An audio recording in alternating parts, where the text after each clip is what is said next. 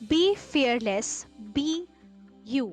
आज हम आपके लिए 2023 19 जनवरी की करंट अफेयर्स लेके आए हैं। चलिए पहला प्रश्न देख लेते हैं क्या है। पहला प्रश्न है, किस देश के मिशेल सैंटेलिया ने मिरर टाइपिंग किताबें बनाकर गिनीज वर्ल्ड रिकॉर्ड बनाया है? ऑप्शंस है हमारे, A Germany, B Italy, C Ukraine, D रूस। इसका सही उत्तर क्या हो सकता है? इसका सही उत्तर है ऑप्शन बी, इटली इसका सही उत्तर है। चलिए प्रश्न की व्याख्या देख लेते हैं। दोनों भाषा में है, हिंदी इंग्लिश, जिस भाषा में भी आपको ठीक लगे उस भाषा में पढ़ें। चलिए देखते हैं व्याख्या क्या है। गिनीज वर्ल्ड रिकॉर्ड्स की एक रिपोर्ट के अनुसार एक इतालवी व्यक्ति मिशेल सैंटेलिया ने 81 पुस्तकों की प्रतियां उल्टा टाइप करके एक विश्व रिकॉर्ड बनाया है, जिसे मिरर राइटिंग कहते हैं। सैंटेलिया 4 पूरी तरह से खाली कीबोर्ड का उपयोग करते हुए पुस्तकों को उल्टी दिशा की ओर बिना देखे टाइप करते हैं। वह हर पुस्तक को उसकी मूल भाषा में टाइप करते हैं, चाहे वह चित्रलिपि हो, पुरानी हिब्रू हो, पारंपरिक चीनी हो, मायन, एट्रस्केन, क्यूनिफॉर्म या वॉनिच क्लिफ हो। फ्रेंड्स, अगर आपको वीडियो पसंद आ रही हो तो चैनल को सब्सक्राइब करना ना भूलें। चलिए इसी के साथ अगला प्रश्न देख लेते हैं क्या है।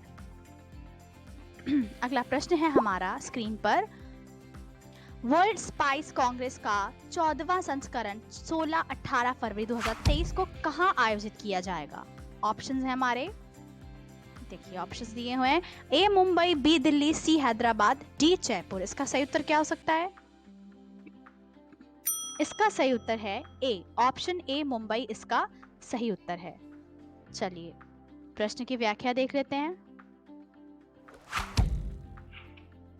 India is called the spice bowl of the world. It produces a variety of quality, rare and medicinal spices with an aim to create new opportunities to promote international trade of Indian spices. The 14th edition of the World Spices Congress WSC will be held in Mumbai from 16th to 18th February 2023. Shri D. Sathyan, Secretary Spices Board, Ministry of Commerce and Industry, said that this edition of WSC is special as it coincides with Indians G20 chairmanship. चलिए अगला प्रश्न देख लेते हैं। Barcelona ने किसे हराकर Spanish super cup final 2023 जीता है? ऑप्शंस हैं हमारे, पहला ऑप्शन दिया है A Real Madrid, B Real Betis, C Valencia, D Man United. इसका सही उत्तर है A, option A Real Madrid इसका सही उत्तर है। ऑप्शन ए रियल मैड्रिड इसका सही उत्तर है। चलिए बार्सिलोना वाज, अब ये व्याख्या है, Barcelona own the Spanish super cup by defeating real Madrid 3-1 in Saudi Arabia on 15th January 2023. This is the first trophy after coach Javi Hernandez took charge of this team. Young midfielder Gavi performed brilliantly in this match. Along with scoring himself, he also made 2 assisted goal for Robert Lewandowski and Pedri Gonzalez. After a long time, Barcelona have produced a spectacular performance against their arch rivals. चलिए अगला प्रश्न देख लेते हैं। चलिए प्रश्न है हमारा, संयुक्त राष्ट्र ने किस पाकिस्तानी आतंकी को वैश्विक आतंकवादी घोषित किया है? ऑप्शंस हैं हमारे, पहला ऑप्शन है ए अब्दुल रहमान यासीन, बी खालिद शेख मोहम्मद, सी मोहम्मद आतिफ, डी अब्दुल रहमान मक्की। इसका सही उत्तर है ऑप्शन डी अब्दुल रहमान मक्की। ठीक है, इन्हें पाकिस्तानी आतंकी का वैश्विक आतंकी घोषित किया है। ठीक है, चलिए ऑप्शन डी था। अब आते हैं व्याख्या पे। संयुक्त राष्ट्र सुरक्षा परिषद ने पाकिस्तानी आतंकी अब्दुल रहमान मक्की को वैश्विक आतंकवादी घोषित किया है।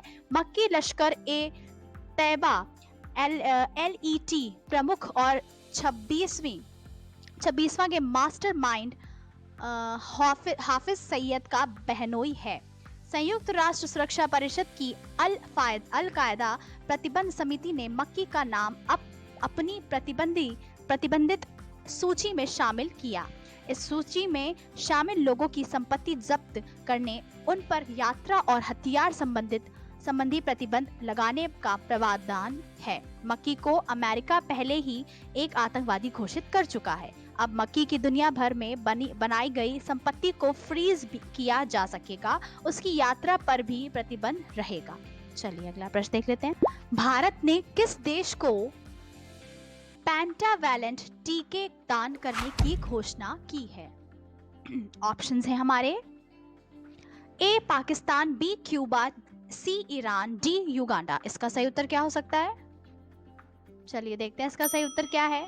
बी क्यूबा इसका सही उत्तर है। ऑप्शन बी क्यूबा इसका सही उत्तर है। चलिए प्रश्न की व्याख्या देख लेते हैं। India has announced to donate 12,500 doses of pentavalent vaccines to Cuba. The decision was announced during the visit of Union Minister of State for External Affairs Meenakshi Lekhi to Cuba from January 12 to 14.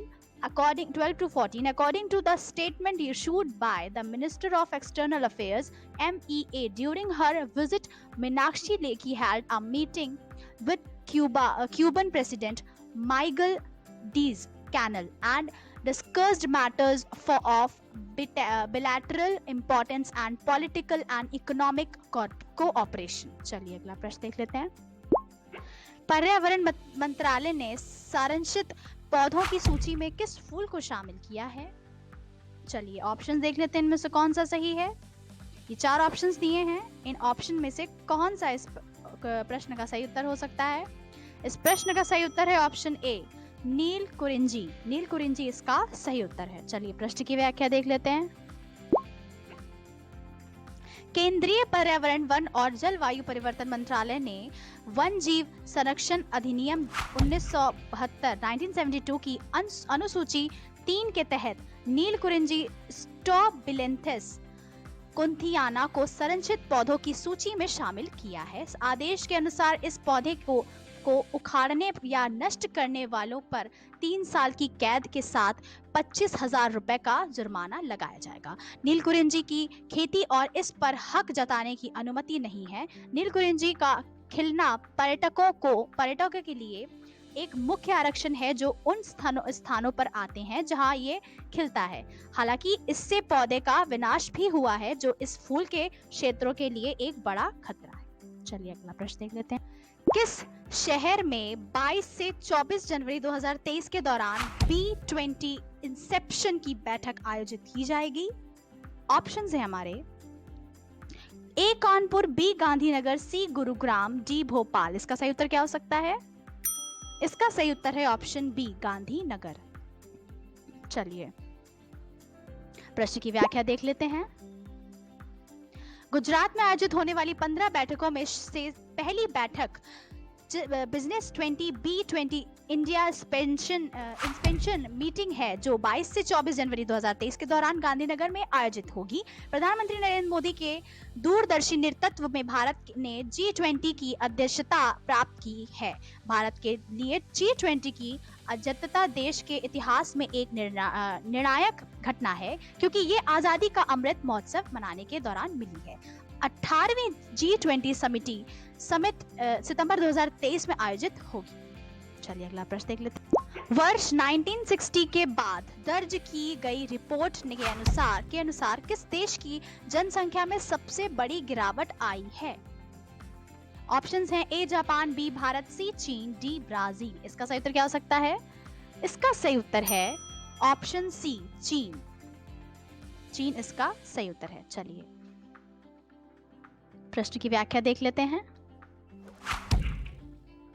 The biggest decline in the population of China has been recorded after the year 1961. The number of people who die in China is more than the number of children born.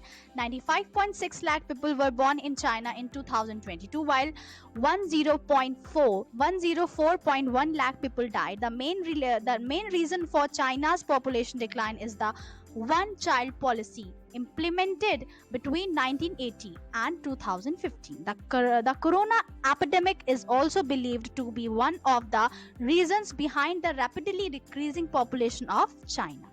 चलिए अगला प्रश्न देख। दुनिया के चौथे सबसे अमीर अभिनेता कौन है? ऑप्शंस हैं ये हमारे। A Jackie Chan, Tom Cruise, Jerry Seinfeld, Shahrukh Khan. इसका सही उत्तर क्या हो सकता है?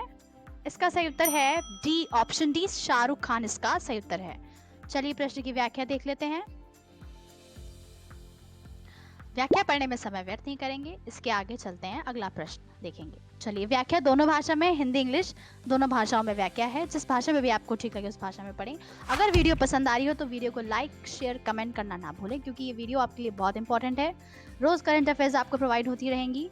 चलिए व्याख्या के बाद अगला प्रश्न देख लेते हैं। भारतीय पुरातत्व सर्वेक्षण AASI एक बार फिर दिल्ली के पुराना किला में खुदाई शुरू करने के लिए तैयार हैं। इस खुदाई का नेतृत्व कौन करेगा? Option A Shri Vasant Swarnkar, B R V Ravi, C Manoj Sinha, D Raja Mohan Kira. इसका सही उत्तर क्या हो सकता है? इसका सही उत्तर है option A Shri Vasant Swarnkar. Option number A Shri Vasant Swarnkar इसका सही उत्तर है। चलिए प्रश्न की व्याख्या देख लीजिए फटाफट, इंग्लिश हिंदी दोनों में। इसी के साथ हम लोग जल्दी जल्दी आगे पढ़ेंगे, ठीक है? हिंदी इंग्लिश दोनों भाषा में, जिस भाषा में भी आपको प्रश्न व्याख्या पढ़नी है उस भाषा में पढ़ें। वीडियो पूरी देखें, आपके लिए बहुत इंपॉर्टेंट है। चलिए